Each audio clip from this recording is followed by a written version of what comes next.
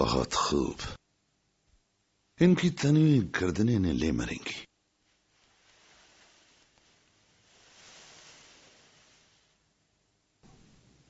کیا تم اپنے نبی کے سامنے نہیں جھکتے؟ محمد ایک انسان ہے، ہم صرف اللہ کے آگے جھکتے ہیں۔ محمد کے معجزے کہاں ہیں جعفر؟ اگر وہ نبی ہوتا تو آسمان اس کے معجزوں سے روشن ہو جاتا۔ یقیناً یہ سچ ہے، خدا اپنے نبیوں کو معجزے عطا کرتا ہے تاکہ ہم انہیں پہچان سکیں۔ محمد کا معجزہ قرآن ہے، ایک کتاب جو ایک امی نے لکھی اور خدا سے منسوب کرتی۔ یہاں پر آپ بہت سن چکے۔ یاد آ گئی عید پنتیکوست، جب خداوند کا پھیلتا ہوا نور مسیح کے حواریوں پر اترا اور وہ غیر زبانیں بولنے لگے جنہیں وہ جانتے تک نہیں تھے۔ ہاں، لیکن کیا آج کل بھی ایسے معجزے ہوتے ہیں؟ میں نے بہت سن لیا، تمہاری دلیلوں میں جان نہیں۔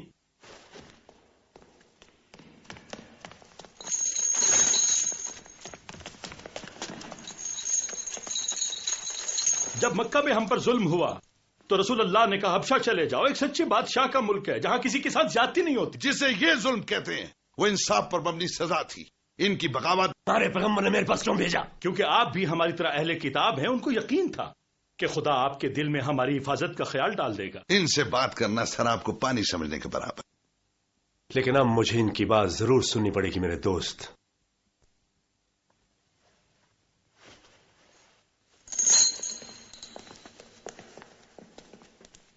بولو۔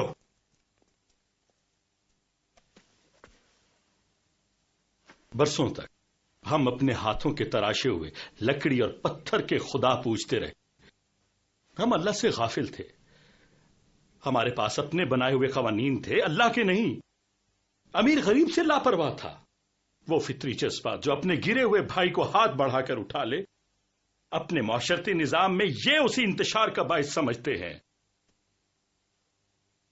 انسانیت کی اس تذلیل کے خلاف ایک انسان ہے جو اللہ نے چنا اور جس پر ہمارا ایمان ہے۔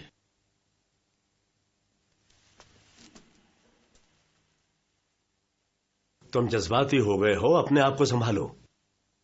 میں وہ کہتا ہوں جو رسول اللہ کہتے۔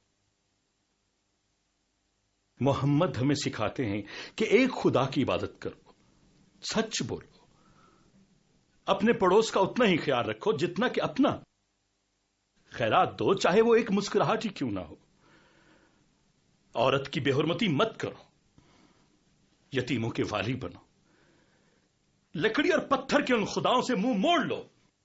یہ کافرانہ باتیں سن کر میں چپ کھڑا نہیں رہ سکتا۔ ہم ایک قدیم تہذیب ہے، ہمارے خداؤں کو لکڑی اور پتھر کہنا سراسر جہالت ہے۔ ہم بت یا شبی کو نہیں پوچھتے بلکہ اس روح کو پوچھتے ہیں جو ان میں رہتی ہے۔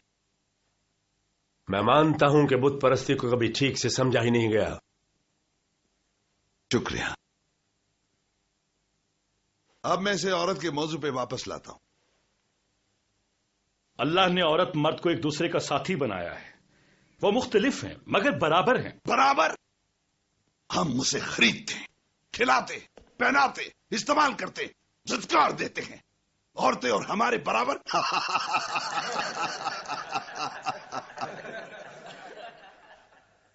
اللہ نے کل انسانیت کو ایک عورت اور ایک مرد سے خلق کیا۔ امرو، تمہیں عورت کی اس کوکھ کا احترام کرنا چاہیے جس نے تمہیں جنم دیا۔ تمہارے 300 خداؤں کی زبانیں گنگ ہیں اور ان کا ایک خدا بولتا ہے۔ اللہ اس سے پہلے بھی ہم سے کلام کر چکا، ابراہیم، نوح، موسیٰ اور یسوع مسیح کے ذریعے۔ اگر اب اللہ نے ہم سے محمد کے ذریعے کلام کیا ہے تو اس میں اتنی حیرت کیوں؟ تمہیں یہ نام کس نے سکھائے؟ یہ نام قرآن میں۔ میں تب سے محمد کو جانتا ہوں جب وہ ایک یتیم گڈریا تھا۔ اور ہم یسوع مسیح کو ترخان کے طور پہ جانتے ہیں، جو یسوع مسیح کہتے ہیں اور جو تمہارے محمد کہتے ہیں وہ ایک چراغ سے پھیلتی ہوئی 2 شعاعیں ہیں۔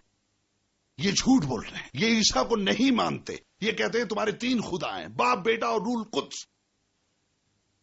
کیا کہتے ہو تم مسیح کے بارے میں؟ کہتے ہیں خدا کا کوئی بیٹا نہیں ہو سکتا، مسیح خدا کا بیٹا نہیں ہے۔ مسیح کے بارے میں کچھ کہو۔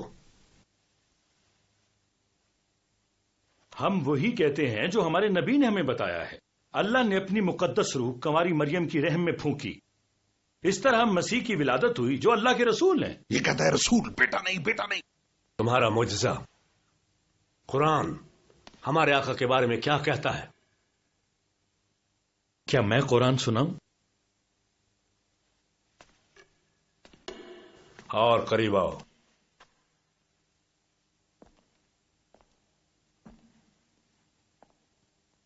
شروع اللہ کے نام سے جو نہایت مہربان اور رحم کرنے والا ہے.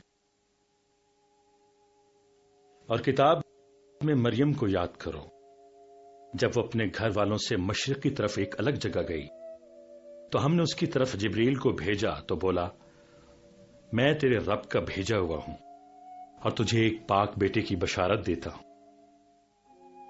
بولی میرا بیٹا کہاں سے ہوگا؟ مجھے تو کسی بشر نے چھوا تک نہیں. جبرائیل بولے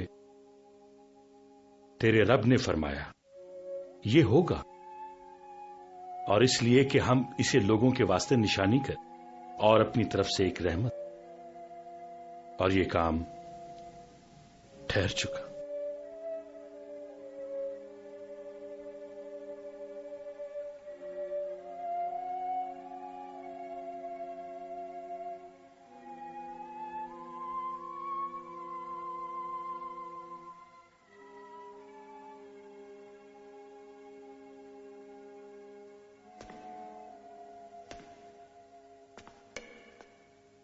تمہارے اور ہمارے درمیان فرق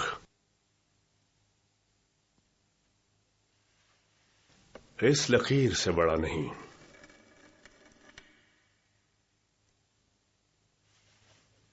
سونے کے پہاڑ کے بدلے بھی تمہارے حوالے نہیں کروں گا انہیں.